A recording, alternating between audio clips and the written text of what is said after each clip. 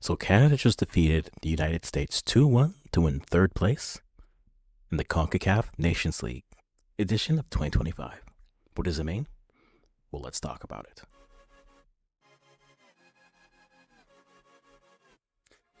All right, guys, welcome back to What Does It Mean? It's our match recap. We did a live one against Mexico because it was like 2 a.m. in the morning. I was like, I might as well do it. But back to the audio, back to the smooth sounds of Sunday afternoon, evening. So, if you're new to this channel, we do primarily Canadian and African content. So make sure you leave a like, comment what you liked about this game, who stood out. Also, we're on a run to try to get 2025 subscribers by the end of 2025. I think we're at 1078 right now. So I'm hoping we can get to 1100 by the end of this week. So if you're watching this week and you like this content, hit that subscribe. To my African brethren, we are going to have a full recap of the African goal World Cup qualifiers coming up later, but we're here going to talk about the Canadians because Canadian and African, but it's African Canadian, but we all know the joke. So Canada wins 2-1. I had thoughts, as always. That's why I'm making this video. Canada plays in this game, which, I mean, I got into it more as the day went through. It was definitely a missed opportunity, I think, for a lot of Canadians. And I think they needed to win this game, and they did. Especially, I had someone comment on my last recap video. Like, I don't want to see them play after how they played against Mexico, especially with the Canadian Shield. If you're a soccer fan or if you're Soccer Canada, you're trying to engage the casual viewer, right, to come in and pay money to watch a game and see how that looks. And a trophy would have helped that in droves, because you would have beaten Mexico, then you would have hopefully beaten Panama, a team that you had beaten before, and you would have looked great. And so a third place, though, will get the headlines because they beat the US, they beat the Americans, and that's always going to be a big moment right now, just based off what our current climate is in North America. But they needed something positive from this weekend, and they got it. They got the third place finish. Let's talk about this game, because there's a lot to talk about this game. So Canada's starting 11 was Dane St. Clair back in goal, the same 11 that we had versus Mexico. So Alistair Johnson, Moise Bombito, Derek Cornelius, and Alphonso Davies.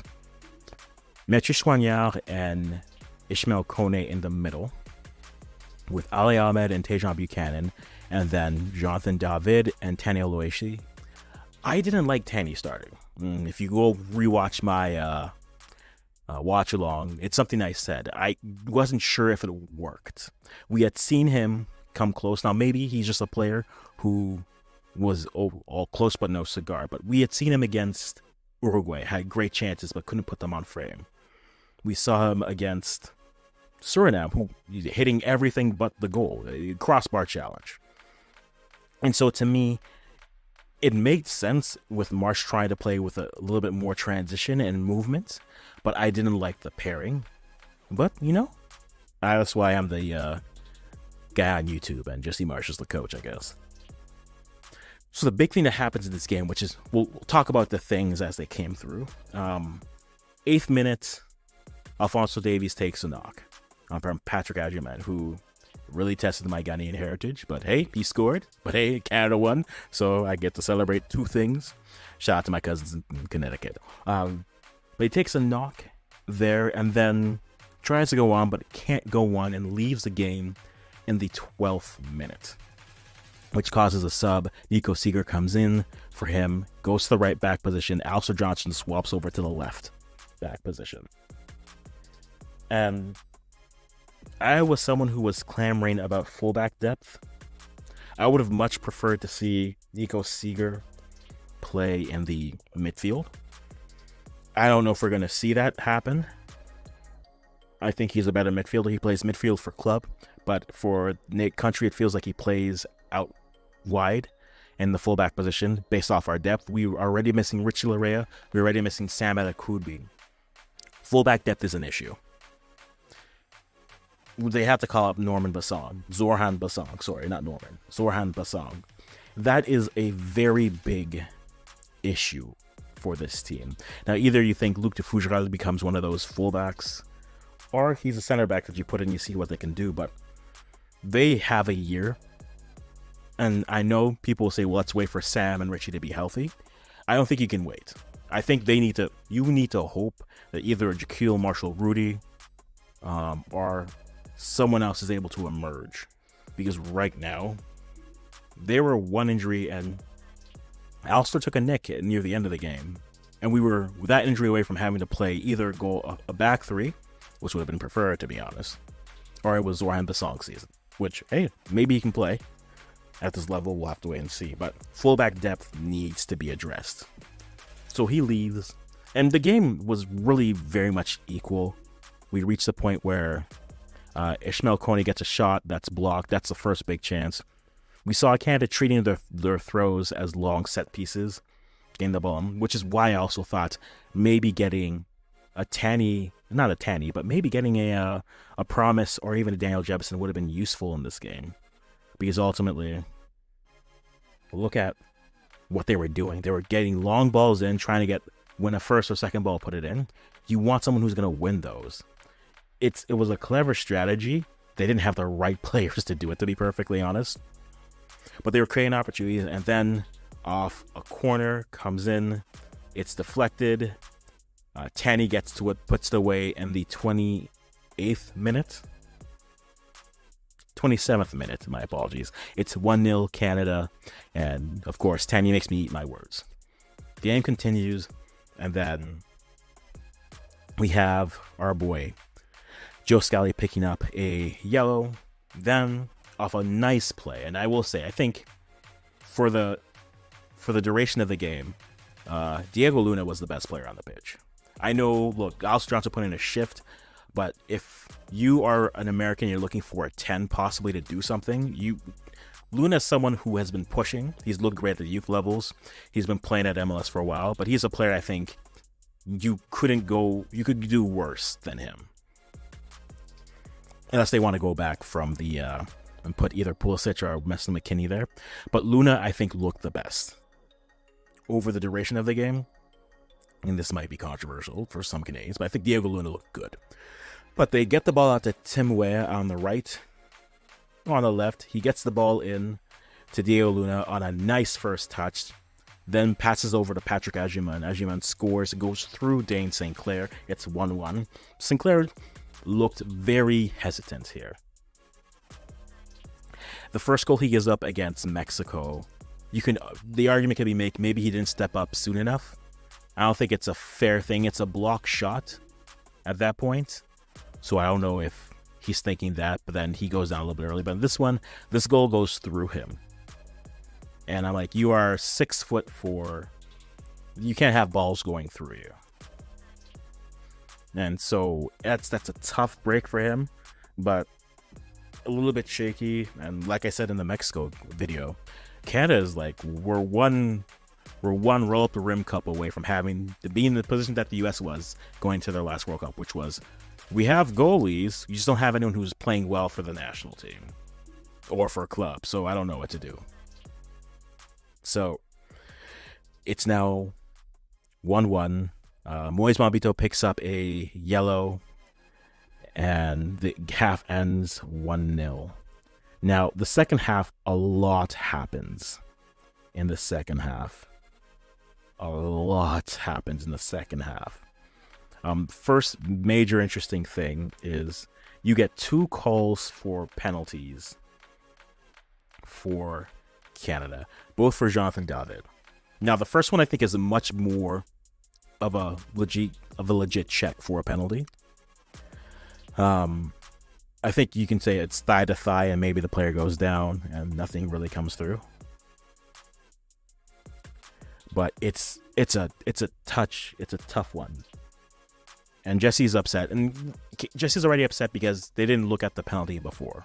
Now the next one that comes in, he gets a red for complaining with the refs. We'll get to the refs, don't worry. But that one, he slips. Jonathan David slips there. And so for me, you can't really call that, but he's like, you're not even going to look at it.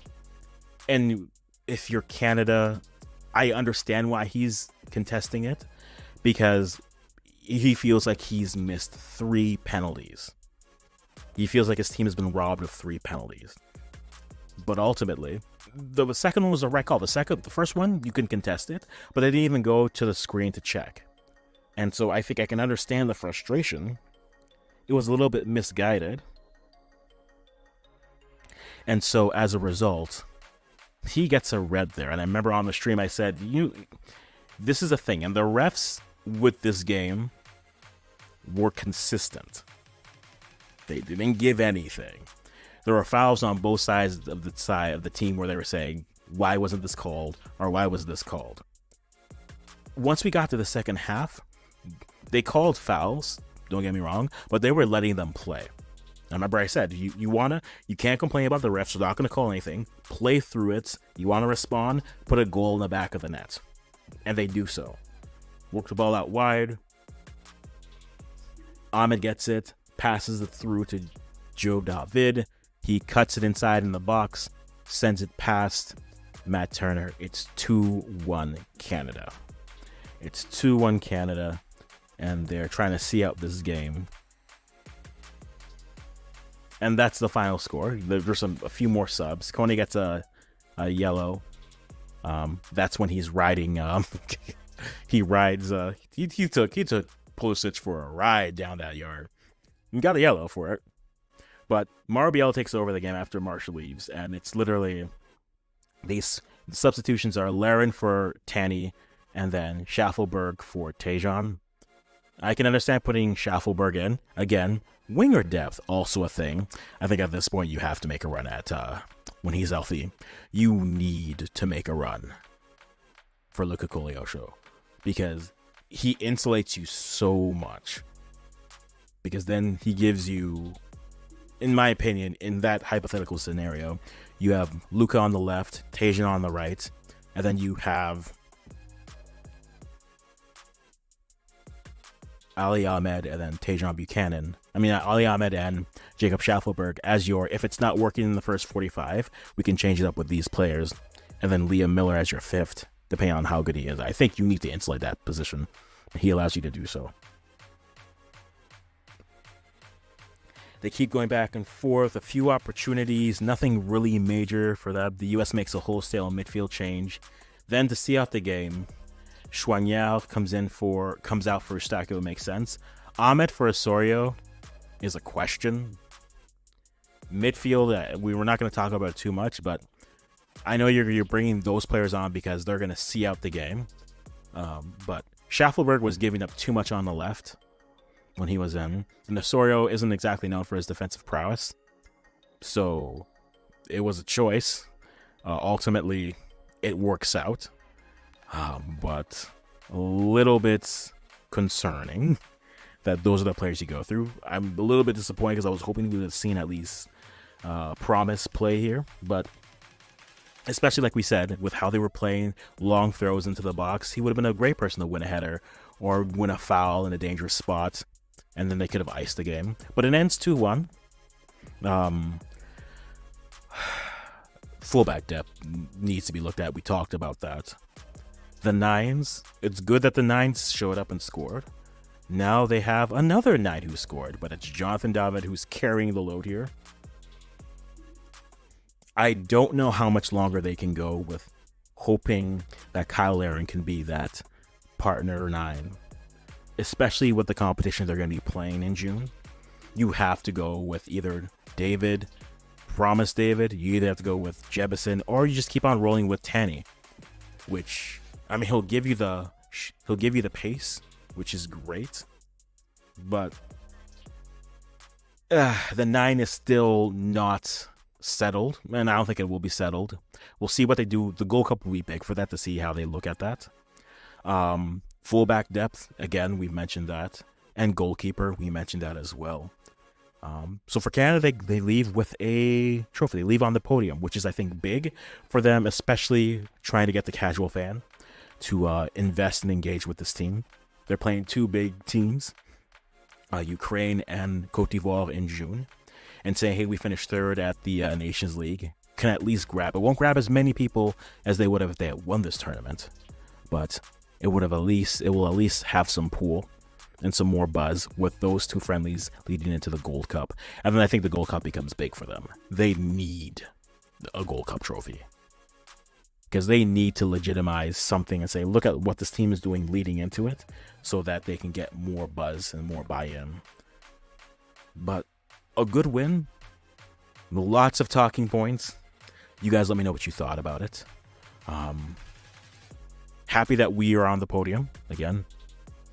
But that's about there. And as always, I'm going to stop talking right here.